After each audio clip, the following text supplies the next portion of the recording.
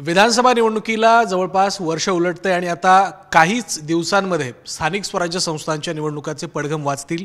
आधी नगर परिषदा, मग जिल्हा परिषदा आणि त्यानंतर सगळ्यात महत्त्वाच्या म्हणजे महापालिकांची निवडणूक जाहीर होईल। या सगळ्यामध्ये आता सर्व पक्षीयांकडून आपली आपली ताकद आजमावण्याचा प्रयत्न केला जातोय। विशेषतः कोकणामध्ये भाजप आणि शिवसेना या दोन मित्रपक्षांमध्येच स्वबळाची भाषा करून एकमेकांच्या ताकदीला आव्हान दिलं जाते। आपल्यासोबत शिवसेनेचे नेते आणि आमदार निलेश राणे आहेत। निलेशजी, मित्रपक्षांमध्येच तर वाद किंवा एक प्रकारे ताकद आजमावण्याचा प्रयत्न केला जातोय। दोन्ही पक्षांकडून स्वबळाची भाषा केली जाते। काल नितेश राणेंनी जी 24 तासला मुलाखत दिली त्यामध्ये सुद्धा त्यांनी स्वबळावर लढू अशा प्रकारची एक घोषणाच केली आहे। नाही, स्वबळाची आम्ही मला वाटतं परवा मी बोललो मतदारसंघामध्ये, जिल्ह्यामध्ये, की आपण आता काय आपण प्रयत्न केले महायुतीचे। मी स्वतः केले, उदयजी सामंत यांनी केलं, दीपकजी केसरकर यांनी युती व्हावी म्हणून प्रयत्न केले, आम्ही शिवसेनेतून प्रयत्न केले, पण सातत्याने मित्रपक्षाकडून आम्ही स्वबळावर लढणार असं त्यांच्या भाषणामध्ये, त्यांच्या प्रेसमध्ये सातत्याने सांगत ते आले। म्हणून आता काय पर्याय नाही। आता परवा मी सांगितलं की आता स्वबळावर तर स्वबळावर आमची ताकद आहे, तयारी आहे। म्हणून काय आता हे नाही की ऑप्शन नाही की युती होईल की नाही, कारण का सातत्याने स्वबळावरच बोललं गेलं। म्हणजे अगदी भाजपचे प्रदेश अध्यक्ष सन्मान्य रवी चव्हाण साहेब तेही नेहमी स्वबळावरच बोलत आले। आणि मग ठीक आहे, त्यांची काय पॉलिसी असेल, त्यांचं काही ठरलं असेल, पण आम्ही पण कुठे काय कमी नाही। आमची तयारी आहे, सगळ्या सीटांवर लढायची तयारी आहे आणि लढवणार आम्ही। थोडक्यात भाजपनं जे आव्हान एक प्रकारे दिलं की आपण स्वबळावरच लढू, मित्रपक्षांमध्ये मैत्रीपूर्ण लढती होतील असं आता गृहीत धरायला काही हरकत नाही। बघा, प्रत्येकाची चॉईस असते, आव्हान असं नाही। मी म्हणत नाही काय आव्हान आम्हाला वाटत नाही ते। आता त्यांच्याकडे त्यांची म्हणजे भाजप हा मोठा पक्ष आहे, त्यांना वाटत असेल की त्यांनी स्वबळावर लढावं। आणि जेव्हा प्रदेशाध्यक्ष स्वतः बोलतात की स्वबळावरच लढायचं, आणि आत्तापासून नाही, फार पूर्वीपासून ते बोलत आहेत, म्हणजे असं तुम्हाला वाटू नाही की हे आत्तापासून चाललं आहे। म्हणजे जेव्हा ह्या निवडणुकीचं काही हेही नव्हतं, चर्चाही नव्हती, तेव्हापासून ती स्वबळाचीच तयारी करत होते। म्हणून आम्ही प्रयत्न केला, मी स्वतः चव्हाण साहेबांना फोन करायचा, भेटायचा प्रयत्न केला, पण ते कुठल्या तरी दौऱ्यावर होते, आमची भेट होऊ शकली नाही। मला वाटतं उदयजी भेटले, केसरकर साहेब भेटले। करायचं नसेल तर नाही, ठीक आहे, काही जबरदस्ती कुठे आहे? जबरदस्ती नसते ना राजकारणात कसली। म्हणून आम्ही तयारी केली। परवा म्हणजे इतके दिवस आम्ही बोलत होतो महायुती, परवा मी कोकणात जाऊन बोललो की आता स्वबळावर तर स्वबळावर। तुम्ही आता असं म्हणालात की मी रवींद्र चव्हाणांशी संपर्क करण्याचा प्रयत्न केला, पण ते दौऱ्यात होते। थोडक्यात तुमच्याकडनं प्रयत्न झाला महायुती व्हावी यासाठी, पण त्यांच्याकडनं प्रतिसाद मिळाला नाही। 100% मी प्रयत्न केले, त्याच्या पलीकडे काय सांगू। आणि मीच कशाला, माझ्या नेत्यांनी पण केले। मी उदयजींचं पण नाव घेतलं, केसरकरजींचं पण नाव घेतलं, प्रयत्न केलेच ना। आणि का करू नये? कार्यकर्त्यांची निवडणूक आहेत, त्यांचं कुठे नुकसान होऊ नये म्हणून तो प्रयत्न होता। मला काय मिळवायचं होतं त्याच्यात? लक्षात आलं ना? हे सगळं कार्यकर्त्यांनी सहज निवडणुका, आता बघा तसा विरोधक काय तेवढा कोकणामध्ये तसं राहिलं नाही, त्यांची ताकद तेवढी राहिली नाही। आपण सहज ह्या निवडणुका जिंकू शकत होतो, एकत्र लढलो असतो तर, हा आमचा प्रयत्न होता।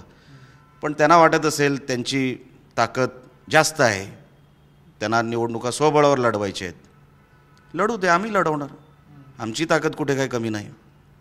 काल नितेश राणे जेव्हा जी 24 तासची मुलाखत देत होते तेव्हा त्यांना विचारण्यात आलं की हे स्वबळाचं नेमकं कारण काय। त्यांनी दोन महत्त्वाच्या गोष्टींचा उल्लेख केला, ते म्हणजे एकतर भाजपला आपली ताकद वाढवायची आहे, आणि दुसरा महत्त्वाचा मुद्दा म्हणजे शिवसेनेची मतं भाजपला ट्रान्सफर होत नाही आहेत असा एक निष्कर्ष काढण्यात आला। म्हणून हा स्वबळाचा नारा देण्यात येतोय, अशा प्रकारचं एक विधान त्यांनी केलं. पक्ष वाढवायचा आहे ही गोष्ट मी मान्य करतो. प्रत्येक पक्ष आपापला म्हणजे वाढवण्यासाठी प्रयत्न करतात, पण ट्रान्सफर होत नाही हे काय गणित मला काही कळलं नाही. मतं ट्रान्सफर झाली म्हणून आपण जिंकलो ना. आज खासदार आपले आहेत, आमदार आपले आहेत. कोकणामध्ये एक सीट सोडली, मला वाटतं सन्माननीय जाधव साहेबांची, भास्कर जाधवांची, तर सगळे आपणच आहोत. मग एवढं त्या जो विरोधक प्रबळ नाही आहे, एवढं त्यांच्या मतांवर आपलं लक्ष असणं काही मला वाटत नाही. त्याच्यामध्ये काय असेल, त्यांचा काय फॉर्म्युला असेल, त्यांचं गणित काय वेगळं असू शकतं. माझ्या नॉलेजप्रमाणे, कदाचित मला नॉलेज कमी असेल, असू शकतं ना. मला काय सगळ्याच गोष्टींबद्दल नॉलेज नसतं. त्यांचा पक्ष मोठा आहे, त्यांना नॉलेज जास्त असेल. आता ते एवढे कमी आहेत विरोधक, तरी आपल्याला त्यांच्या मतांची जर गरज पडत असेल, जेव्हा आपण सगळी सत्ता केंद्र आपल्याकडे आहेत कोकणामध्ये, तर विरोधकांच्या मतांची का गरज, मला नॉलेज नाही तेवढं. थोडक्यात भाजपनं हे आधीपासूनच ठरवलंय किंवा भाजप नेत्यांचं हे आधीच ठरलंय की स्वबळावरच लढायचं, असं तुमच्या बोलण्यातलं एकंदर रोख दिसून येतोय. हो, मी स्पष्टच बोललो ना तुम्हाला. आत्तापासून नाही, जेव्हा निवडणुका असं काही चर्चा पण नव्हती. म्हणजे आता म्हणजे जेव्हापासून हे सरकार आलं, एक त्या अगोदरपासून म्हणजे सरकार आल्यानंतरपासून आपल्याला एकटं लढायची अशी तयारी होती. पण त्याच्यामध्ये काय चूक आहे असं मी समजत नाही. त्यांना वाटतं आहे की त्यांची ताकद मोठी आहे, त्यांनी लढलं पाहिजे, तर ते लढतील. आमची ताकद कुठे कमी नाही, आम्ही लढू. पण प्रयत्न आम्ही केले, ते यशस्वी झाले नाहीत ते सोडून द्या, पण प्रयत्न 100% आम्ही केले. यापुढे आता भाजप विरुद्ध शिवसेना किंवा भाजप आणि शिवसेनेमध्ये कोकणात मैत्रीपूर्ण लढती होतील हे निश्चित झालंय. बघा, राणेसाहेब BJPमध्ये आहेत, तर BJPचं नुकसान करणं हे आमच्या स्वप्नात पण नाही. लक्षात आलं ना. म्हणून असं काय नाही की आम्ही हे करणार, BJPला कुठे नुकसान होण्यासाठी काय करू. पण आमचा पक्ष आणि आमच्या पक्षाचं स्थान काय आहे ही दाखवण्याची संधी आम्हालाही मिळाली आहे. ती आम्ही दाखवणार, कुठे कमी पडणार नाही, त्याच्यात कुठे तडजोड होणार नाही. कालच्या मुलाखतीमध्ये अनेक महत्त्वाच्या गोष्टींचा उल्लेख झाला, त्याकडे आपण येऊयात. परंतु एक प्रश्न असा देखील आहे की आता काल एकनाथ शिंदेंचा दिल्ली दौरा अचानक झाला, त्यावरती अनेक राजकीय नेत्यांनी टीका टिप्पणी केली. आज सकाळी संजय राऊत, ज्यांचा तुमचा अनेक वेळेला सामना झाला, त्या संजय राऊतांनी असं म्हटलं की ज्या वेळेला पक्ष आणि चिन्हाचा विषय येतो, त्याची सुनावणी जवळ येते, तेव्हा शिंदे दिल्लीला धावतात आणि आता शिंदेंचे पाय खऱ्या अर्थाने कापत आहेत, लटपटत आहेत. त्यामुळे त्यांचा हा दिल्ली दौरा काल अचानक झाला. कुठेतरी पक्षचिन्हाच्या बाबतीत हे सगळं जे काही गणित आहे किंवा ती जी काही सुनावणी आहे ती शिवसेनेच्या विरोधात जाते असं त्यांनी सूचित केलंय. मला कळत नाही, तुम्ही त्या भिकारड्याला एवढं का महत्त्व देता? साला लटरपट माणूस आहे, कशासाठी तुम्ही त्याला एवढं महत्त्व देता? कोण आहे तो? काय संबंध त्याचा? कधी लोकांमधून निवडून आला? असा भिकारडा माणूस रोज उठून तुम्ही त्याची बाईट घ्यायला जाणार आणि मग आम्ही त्याच्यावर उत्तरं देणार. कोण आहे तो? त्याला सांगा एकदा जनतेतून निवडून ये. तो शिंदे साहेबांवर बोलणार, तो आमच्या पक्षावर बोलणार. आणि माझा आणि त्याचा तुम्ही बोलताना बोललात की सामना झाला, त्याच्यात तेवढी हिंमत नाही. त्याला माहिती आहे मी समोर आल्यावर काय होणार ते. तो माझ्यासमोर याची हिंमत करणार नाही.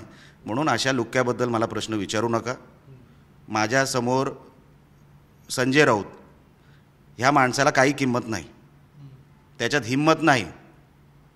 त्याच्यात हिंमत असेल त्यांनी सांगावं. जे तो तुमच्यासमोर बोलतो ना, जेव्हा खाजगीत भेटतो तेव्हा पाया पडतो, डबे बदलतो ट्रेनचे, कळलं फ्लाईटमध्ये तर फ्लाईट बदलतो. आता तुम्ही माहिती घ्या, मी तुम्हाला माहिती देतो इंटरव्ह्यू नंतर. अशा लुक्या माणसाबद्दल तुम्ही मला काय विचारता? काय संबंध त्याचा? आम्ही जनतेतून निवडून येतो. हा कधी निवडून आलाय? नगरसेवक म्हणून तरी कधी आलाय का? उगाच काही तो काहीतरी बोलणार आणि आम्ही त्या भिकारड्याची उत्तरं द्यायची. काल नितेश राणेंनी एक खरं तर दावा केला किंवा त्याबद्दल सातत्याने चर्चा होते की आज राज आणि उद्धव यांचं एकत्रीकरण होतंय किंवा दोन पक्ष एकत्र येत आहेत, त्यांच्या कौटुंबिक गाठीभेटी होत आहेत. परंतु उद्धव ठाकरे यांनी जेव्हा राज ठाकरे शिवसेनेत होते त्यांना त्रास दिला नाही तर त्यांचा छळ केला, त्यांना छळलं, आणि याचे अनेक पुरावे आमच्याकडे आहेत किंवा आम्ही जुने शिवसैनिक आहोत त्याची आम्हाला पूर्ण कल्पना आहे, असं त्यांनी म्हटलंय. असं खरंच काही होतं? कारण तुम्ही देखील शिवसेनेत बराच काळ होतात. म्हणजे काय काय विचारायचं, म्हणजे काय? उद्धव ठाकरेंनी राज ठाकरेंना छळलं असं नितेश राणे म्हणतात. तर त्यांच्याकडे माहिती असेल त्यांना विचारा.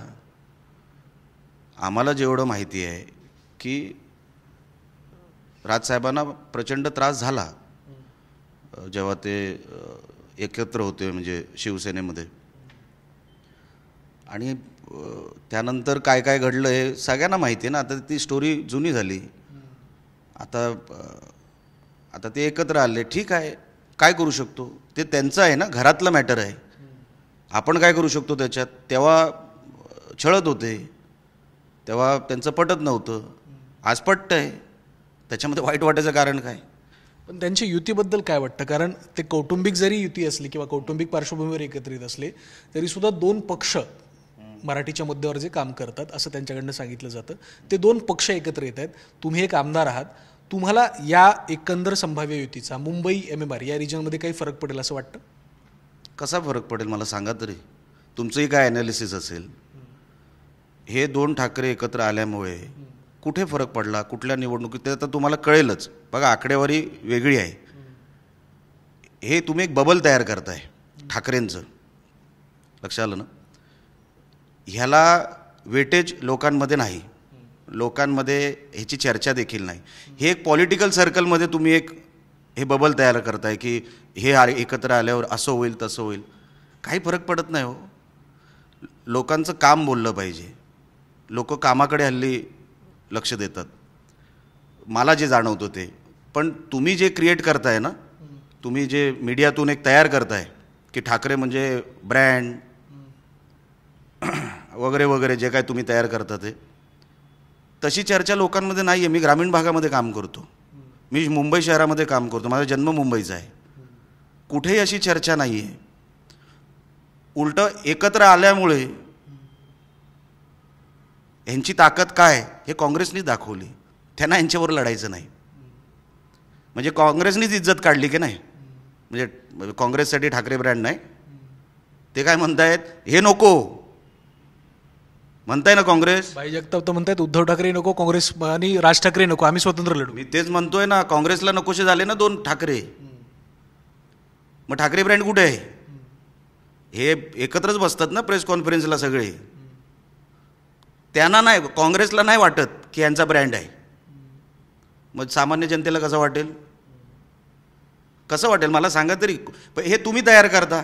तुम्हाला काय ते हे आहे ना, ठाकरे म्हटले की तुम्हाला काहीतरी, आता जाऊ दे, आता काय म्हणणार. पण ठीक आहे, तुम्हाला निवडणुकीच्या रिझल्टमध्ये कळेल की जसं मी बोललो, काँग्रेसला जसं वाटतंय ना की ठाकरे म्हणजे कोण नाही, आपली ताकद मोठी आहे ठाकरेंपेक्षा, असं काँग्रेसला वाटतंय ना, तेच चित्र आहे. थोडक्यात ठाकरे बंधूंच्या एकत्रीकरणाचा काही परिणाम होणार नाही असं तुमचं म्हणणं आहे? अजिबात होणार नाही हो, अजिबात होणार नाही. ते आता कोणाला काय वाटत असेल ते तुम्ही तयार करता ना. आता रोजच तुम्ही दाखवता, तो लोकांना ती चर्चा करावीशी वाटते. त्याच्या पलीकडे ग्राउंडवर तुम्ही गेलात, लोकांचे विषय वेगळे आहेत. तुम्ही कधी माईक घेऊन झोपडपट्टीत जा, ग्रामीण भागात जा, विचारा तिकडे शेतकऱ्याला, कामगाराला काय वाटतं ठाकरे एकत्र आल्यावर. बघा उत्तर काय देतो ते. शिव्या घालेल तुम्हाला की आमचे प्रश्न काय आणि तू विचारतोय काय. काय संबंध? कधी कोणाच्या उपयोगात आले असते तर आम्ही समजलो असतो की हा बाबा हे आहे. आमचं राजसाहेबांवर प्रेम आहे, माझं खरं सांगतो मी तुम्हाला. पण उद्धव ठाकरेंमुळे ते डॅमेज होणार. हो, आमचं प्रेम आहे, आमच्या पुऱ्या घराचं प्रेम आहे राजसाहेबांवर. राजसाहेबांवर अजिबात कधी मनामध्ये कधी वेडवाकडे येणार नाही आमच्या. पण राजसाहेब तिकडे डॅमेज होणार उद्धव ठाकरेंबरोबर गेल्यामुळे, हे आता दिसेल तुम्हाला. याच सगळ्या महाविकास आघाडी प्लस म्हणजे अधिक मनसे या पक्षांचा एक मोर्चा 1 तारखेला निघतोय मुंबईमध्ये. आणि मोर्चाचा विषय असा आहे की निवडणूक आयोगाच्या संदर्भात, निवडणूक आयोगाची निवडणूक पद्धती, ज्या पद्धतीनं कार्यप्रणाली राबवली जाते, मतदार याद्यातला घोळ असेल किंवा या सगळ्या गोष्टी असतील, त्याला काँग्रेससह महाविकास आघाडीतले सगळे नेते आणि राज आणि उद्धव हे दोघे देखील उपस्थित राहणार आहेत. किमान मोर्चाच्या निमित्तानं तरी काँग्रेस ठाकरे बंधूंच्या सोबत दिसते, त्याचा काही परिणाम होईल असं वाटतं? कारण सातत्यानं एक नरेटिव्ह तयार करण्याचा प्रयत्न होतोय की निवडणूक आयोगाची जी काही कार्यपद्धती आहे त्यामध्ये दोष आहेत. बघा, असं नाही की हे काँग्रेस ठाकरेंबरोबर जे काय तुम्ही म्हटलात की ह्या मोर्चामध्ये हा विषयच सुरू राहुल गांधींनी केला होता, म्हणजे काँग्रेसने केला होता. म्हणजे ठाकरे काँग्रेसबरोबर जात आहेत, काँग्रेस ठाकरेंबरोबर नाही जात आहे. एवढं तुमचं तेवढं दुरुस्त करतो. विषय असा आहे की ही एक प्रक्रिया आहे. इलेक्शन कमिशन ऑफ इंडियाला प्रश्न विचारायची, त्यांना त्यांच्याबद्दल ऑब्जेक्शन घ्यायची, कुठल्याही विषयाबद्दल ऑब्जेक्शन घ्यायचं असेल तर ती एक प्रक्रिया आहे. ती प्रक्रिया करा, पुरावे द्या. कोण नाही म्हणत आहे? कधी इलेक्शन कमिशन, मला आठवत नाही एवढ्या दिवसांमध्ये बोलली की आम्हाला तुम्ही येऊन भेटू नका, आमचा निर्णय झालेला आहे वगैरे वगैरे. ते तर सांगतायत तुम्ही आणा पुरावे, कोर्टात जा. कोर्टात गेलं पाहिजे ना. सुप्रीम कोर्ट तर आहे ना या देशामध्ये, का जात नाही? राहुल गांधींना शपथपत्र मागितलं, त्यांनी दिलं नाही. ते म्हणाले मी जनतेच्या न्यायालयात देऊ. हे हेकेखोरपणा आहे ना. हा हेकेखोरपणा आहे. हट्टी माणूस आहे. त्याला काय कायदा वगैरे कळतो? त्यांची सभागृहातली भाषणं बघितलीत? काय डेकोरम आहे? सभागृहाचा एक डेकोरम असतो. मी त्या सभागृहात काम केलेलं आहे. पार्लिमेंट इज सुप्रीम बाहेर लिहिलेलं आहे. Supreme court is not supreme. Supreme कोर्टाच्या बाहेर नाही लिहिलेलं आहे. Parliament is supreme. त्या पार्लिमेंटमध्ये हे जे भाषा वापरतात, जे काय करतात, त्या डेकोरमला साजेशी आहे का? त्याला अजून सभागृहच कळलेला नाही राहुल गांधीला. त्याच्याकडे ऑपोजिशन लीडर म्हणून काय काय पॉवर्स आहेत हेच त्याला अजून कळलेलं नाहीत.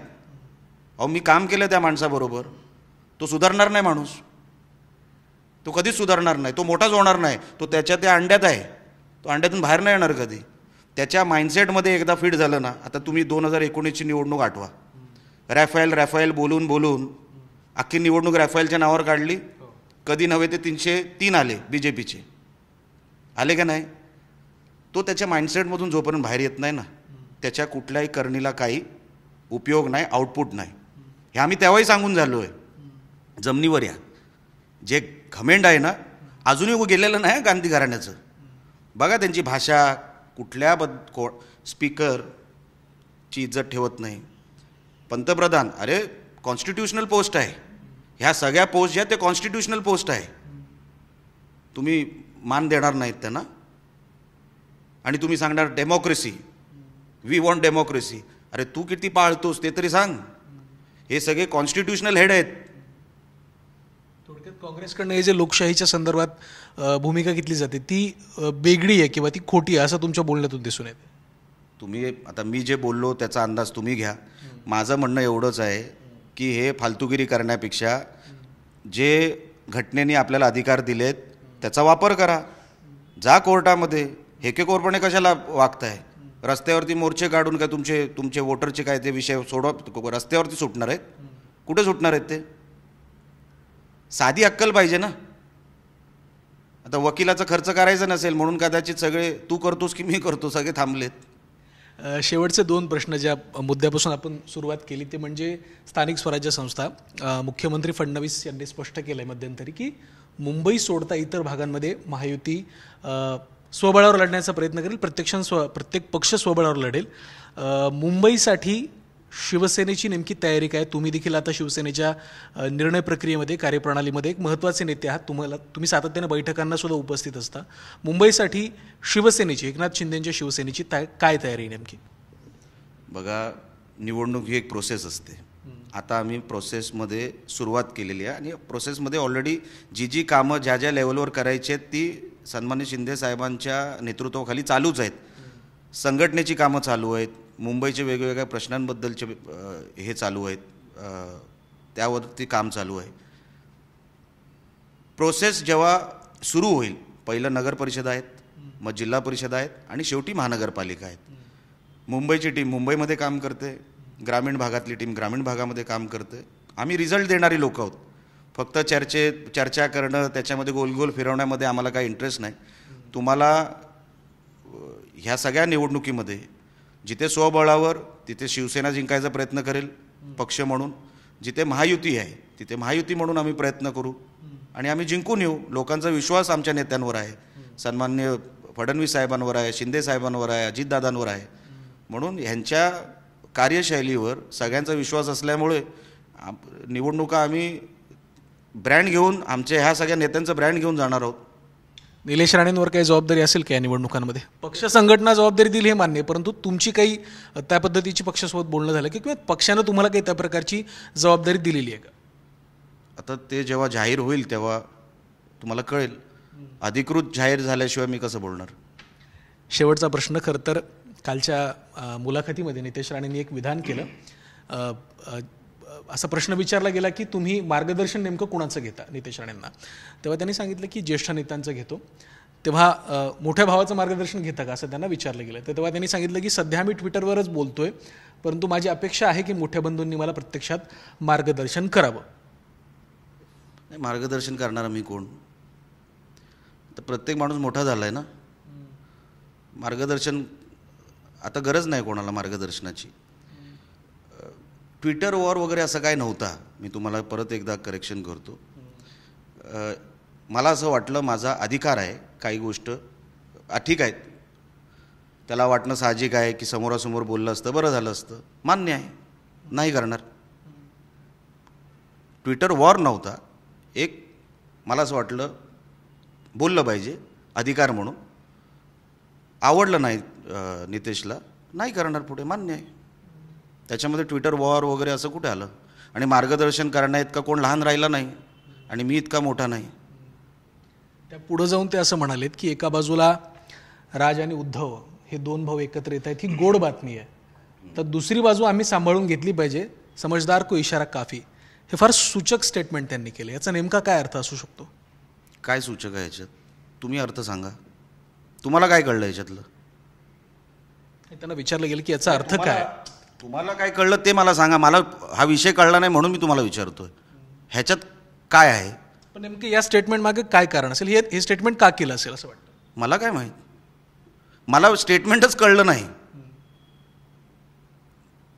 गोड बातमी आणि ही तुम्ही जे काय स्टेटमेंट, मला काय कळलंच नाही नेमकं काय म्हणायचं होतं ते. पण जे काय असेल ते मी तुम्हाला सांगतो. प्रत्येक घरामध्ये मागेही मी बोललो होतो, प्रत्येक घरामध्ये कोणाला राग येऊ शकतो, कोणाची मतं वेगवेगळी असू शकतात, डिबेट होऊ शकते, आर्ग्युमेंट होऊ शकतं, भांडणही होऊ शकतं, काही महिने टिकूही शकतं ते भांडण. पण राग आहे, आला आहे, निघून जाईल. मला वाटत नाही की ते असं काय फार मोठं काय तुम्ही जसं बनवायचा प्रयत्न करता. तुम्हाला काय ते मसाला पाहिजे ना. एवढी निलेश राणेंनी कामं केली, नितेश राणेंनी कामं केली, ती तुम्ही कव्हर करायला आलात नाही. काही गडबड वाटली म्हणून तुम्ही आलात लगेच दांडा आणि कॅमेरा घेऊन. ते ठीक आहे, ते तुमचं काम आहे. कुठे तुम्हाला काय मसाला हवा असेल, पण तसं काय तुम्हाला हाताला लागणार नाही. ह्या घराण्यातून तरी नाही लागणार, एवढं मी तुम्हाला सांगतो. प्रत्येकाचं आपापलं काम आहे, आपापल्या दिशेने माणूस काम करत असतो. काही गोष्टी माझ्या आवडल्या नसतील कोणाला तर काही हरकत नाही. पण माझी अशी एक समज आहे की कधी कधी माणूस रागात काहीतरी बोलतो, कधी कधी माणूस भाऊ असेल, आपला मित्र असेल किंवा सहकारी असेल, तो काय नको नको ते बोलतो कधीतरी. कधी होतं असं प्रसंग येतात. पण एका बाजूला 100 गोष्टी आपल्यासाठी केलेल्याही असतात आयुष्यामध्ये, त्या कधी विसरायच्या नसतात. त्या नाकारण्यापैकी मी एक नाही. मी त्या सगळ्या गोष्टी आठवणीत ठेवतो की नुसतं आता हे बोलला म्हणून काय जुनं काय विसरायचं नसतं. खूप काही केलेलं असतं ना आपल्यासाठी त्या व्यक्तीने, भावानी असेल, मित्रांनी असेल, सहकारीने असेल. म्हणून मला असं वाटतं की असं काय तुम्हाला वाटतं असं चित्र नाही आहे आमच्या घरामध्ये. आणि आमच्या घरामध्ये जास्त तुम्ही लक्ष देऊही नका. लक्ष आलं ना. आम्ही आमचं बघून घेऊ. मी मागेही एक कुठल्या तरी चॅनलच्याच मॅडम होत्या, खूप घुसायचा प्रयत्न करत होते, काय घरात चालले, तुम्हाला काय करायचं आहे, आम्ही आमचं बघून घेऊ ना. आम्ही आमचं बघून घेऊ, काही प्रॉब्लेम नाही आहे तसा. तुम्हाला वाटतंय तसं कदाचित हे बोलल्यानंतर तुम्ही हे माझं बाईट पण दाखवणार नाही, कारण का तुम्हाला जे पाहिजे ते मी बोललो नाही. थोडक्यात जे काही आहे, तुम्ही म्हणाले की थोडाफार राग असेल किंवा काही असेल तर ते लवकरात लवकर मिटेल. माझ्यावर राग असू शकतो, तुमचाही असू शकतो ना. आला राग, कधी जाऊही शकतो, पण जे काय ते लवकर मिटेल असं तुमच्या बोलण्यातून आहे. मी म्हणतो राग असला तर मी कुठे म्हटलं राग आहे? मी म्हणतो मतभेद होऊ शकतात, एका घरामध्ये आर्ग्युमेंट होऊ शकते, असलं तर म्हणतोय मी. आहे का असं कुठे म्हटलं मी? ऑल इज वेल. 100%. आणि तुम्ही काय हे परत परत विचारताय? हा आमच्या घराचा विषय आहे. कुठल्याही मीडियावाल्यांना आम्ही अधिकार दिलेला नाही आमच्या घरामध्ये घुसायचा. आम्ही आमचं घर आम्ही कसं सांभाळायचं ते आम्ही आमचं बघून घेऊ. विषय हा संपला आहे. कारण मी का तुम्हाला इंटरव्ह्यू दिला ह्या विषयाबद्दल, मी खरं तर बोलत नाही ह्या सगळ्या विषयांबद्दल. पण नाही तर ते काहीतरी तुम्ही जे कालपासून चालवताय ना, all is well question mark, सगळं ठीक आहे का क्वेश्चन मार्क. अहो सगळं ठीकच आहे आणि ठीकच राहणार आहे. लक्षात आलं ना? तसं काहीच होणार नाही जसं तुम्हाला वाटतंय तसं. तेवढं आम्ही तुम्हाला सहकार्य करणार नाही. खूप खूप धन्यवाद. तर हे होते निलेश राणे, ज्यांनी स्थानिक स्वराज्य संस्थांचा विषय असेल, महायुतीतले स्वबळाचे नारे असतील, शक्ती आजमावण्याचा प्रश्न असेल, किंवा नितेश राणेंच्या विधानावरून जे काही सो कॉल्ड पद्धतीची चर्चा सुरू आहे त्या सगळ्यांवरतीच मुक्तपणे संवाद साधला. आणि तुम्हाला जे वाटतंय तसं काहीही नाही आहे, everything is well, everything is fine, असं सुद्धा त्यांनी स्पष्ट केलं आहे. त्यामुळे येत्या काळात कोकणामध्ये भाजप, शिवसेना आणि एकंदरच राजकीय वातावरण कसं असेल आणि स्वबळाच्या नाऱ्याच्या पार्श्वभूमीवरती दोन पक्ष कशा पद्धतीनं निवडणुकीला आमनेसामने उभे राहत आहेत हे देखील पाहणं महत्त्वाचं असेल. व्हिडिओ जर्नलिस्ट मनीष पोळेकरसह मी ओम देशमुख, झी मीडिया, मुंबई.